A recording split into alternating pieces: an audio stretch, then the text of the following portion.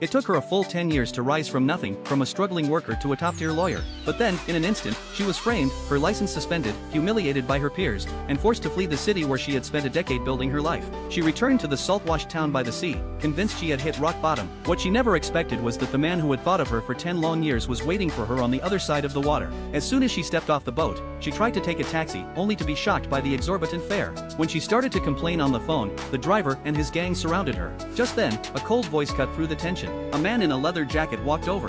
At the mere sight of him, the gang scurried off. She felt a new wave of alarm. This man seemed even more dangerous than the ones who had fled. Seeing that it was getting dark, she reluctantly accepted his offer to drive her home. In the car, she assumed he was just a driver and started haggling over the price. But he seemed to have known her for ages. When she didn't recognize him, a flicker of disappointment crossed his face. Back in their school days, she had been a student council member checking uniforms at the gate. She once stopped him for not wearing his school uniform and wrote down his name. That was their first encounter. Later, on the way home, he noticed fireworks, knowing she loved them. He deliberately stopped the car so she could watch. The night she left town all those years ago, he had sent her off with a grand fireworks display. But by now, she had long forgotten him. He asked how long she would be staying. She thought a stranger was prying too much and brushed him off with a vague answer. What struck her as even stranger was that she had only given him a rough address, yet he stopped the car exactly at the entrance of her housing complex. The unsettling coincidences only deepened her suspicion. To pay him back, she insisted on covering the fare. He lied, saying the payment system was having issues, and used it as an excuse to add her on social media. What she didn't know was that he had actually had her contact info for a decade, but they had never exchanged a single word.